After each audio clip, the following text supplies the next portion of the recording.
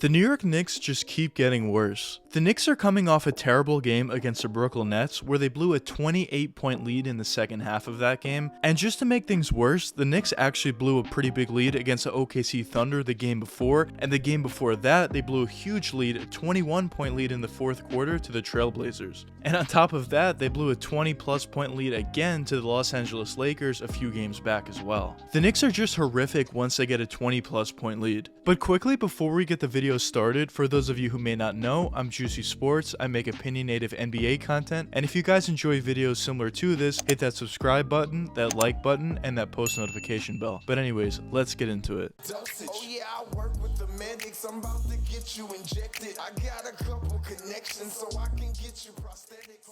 The New York Knicks basically hit rock bottom after their loss to the Brooklyn Nets. Besides all the losing the Knicks have been doing as of late, the worst part about it is the fashion that they're losing in, blowing all these 20-point leads. And for a lot of Knicks fans, this season is a lot more frustrating than seasons in the past, and a lot of these Knicks fans have gone through seasons where the Knicks only won 17 games. The reason why this season is so much more frustrating than those seasons is the fact that the Knicks had high expectations going into this year based upon how they were able to play last year, and it's just been a complete collapse for the Knicks this year. And basically at this point, at around the halfway point of the season, I feel like it's pretty clear that the Knicks are certainly not going to be a top 8 seed in the Eastern Conference and are most likely not going to even make the play-in tournament. But something that I think the Knicks should do, but I don't think is going to happen due to their head coach, is basically just tank the rest of the season / play your younger players. The biggest issue with the Knicks and the most frustrating part is it's pretty clear that the season is over at this point for the most part, but head coach Tom Thibodeau is still playing guys like Taj Gibson, Kemba Walker,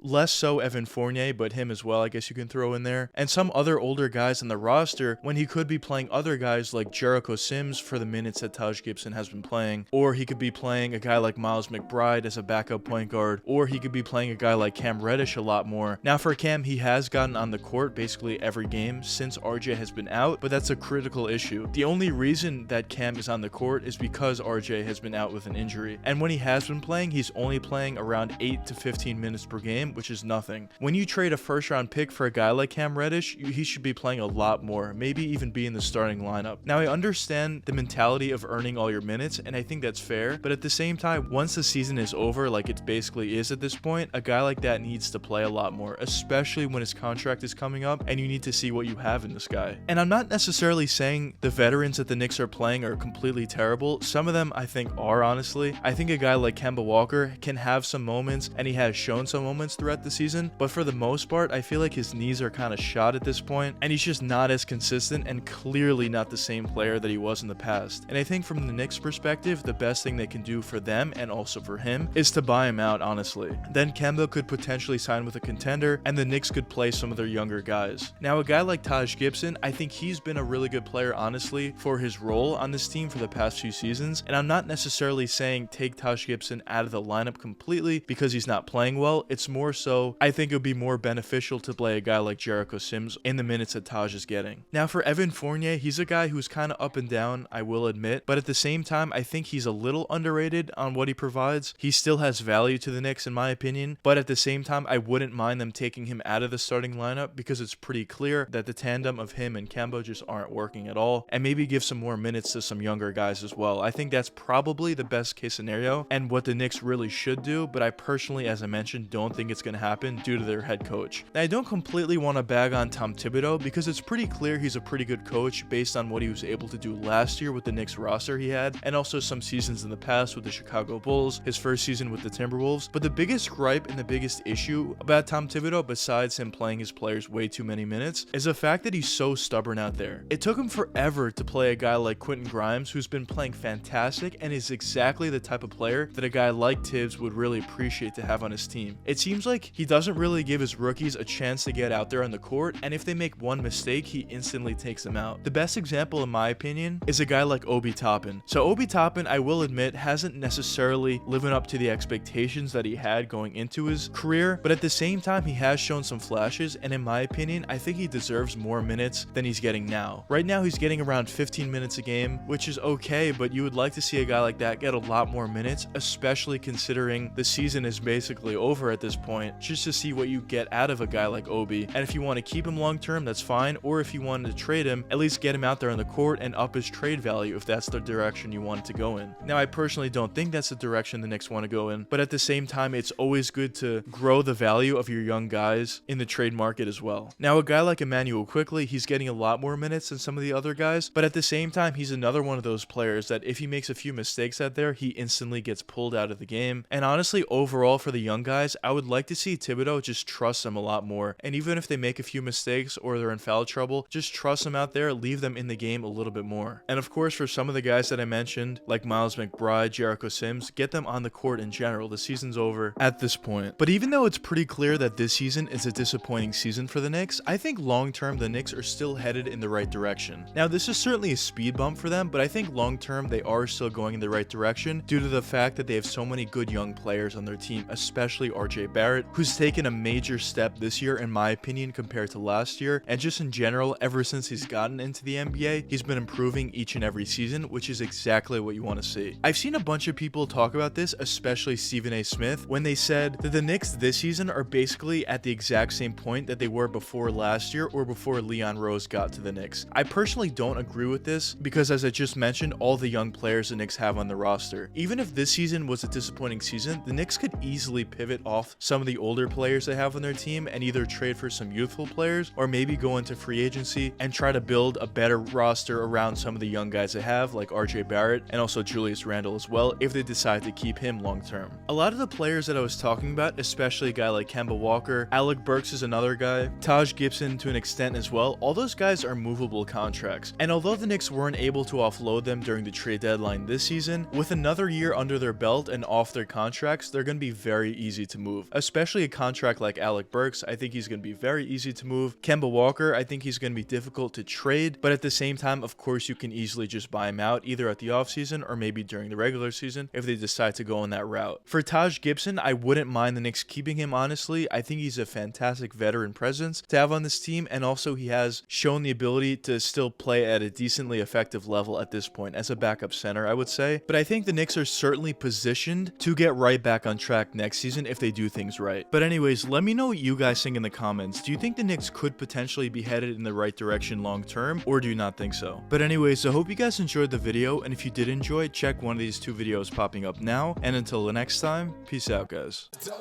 yeah, I work with the medics. I'm about to get you injected. I got a couple connections so I can get you prosthetic. Hope you can't go around.